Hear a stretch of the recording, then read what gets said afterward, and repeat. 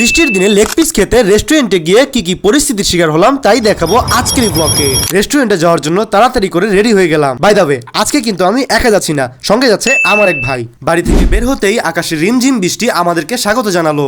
এরপর গুটি গুটি পায়ে তাড়াতাড়ি করে রেস্টুরেন্টের দিকে এগিয়ে চললাম। কিছুক্ষণের বৃষ্টিটা যেন পুরো শহরকে থমকে দিয়েছে। বাড়ি থেকে রেস্টুরেন্টটা খুব কাছাকাছি হওয়ায় বেশি একটা সময় লাগলো না। দূর থেকে রেস্টুরেন্টটা দেখতেই ক্ষুধা যেন 2-3 গুণ বেড়ে গেল। রেস্টুরেন্টের সামনে আসতেই খাবারগুলোকে দেখতে পেলাম একটি কাচের ছুকেছে। এরপর আর ওয়েট না করে তাড়াতাড়ি করে রেস্টুরেন্টের ভিতরে প্রবেশ করলাম। রেস্টুরেন্টের ভিতরে শান্তশিষ্ট পরিবেশ আমাদের মনকে ঠান্ডা করে দিল। এরপর অল্প কিছুক্ষণ ওয়েট করার পর আমাদের খাবার আমাদের সামনে উপস্থিত হলো। এরপর আর ওয়েট না করেই তাড়াতাড়ি খাওয়া শুরু করে দিলাম। তবে খাবারের মানটা যে খুব ভালো ছিল সেটাও আমি বলবো না। কেন বললাম খাবারটা এত ভালো ছিল না সেটা আপনারা খেলেই বুঝতে পারতেন। এরপর তাড়াতাড়ি খাওয়া দাওয়া শেষ করে বিল মিটাতে সামনে চলে গেলাম। মাত্র 2টা লেগ পিস খেতে আমাদেরকে খরচ করতে হলো প্রায় 300 টাকা। এরপর একটি কোকা কোলা নিয়ে দোকান থেকে বের হয়ে গেলাম। বাই দ্য ওয়ে, আজকের এই ব্লগটি আপনাদের কাছে কেমন লেগেছে সেটা অবশ্যই কমেন্টে জানাবেন। নতুন কোনো ব্লগে আবারও দেখা হচ্ছে।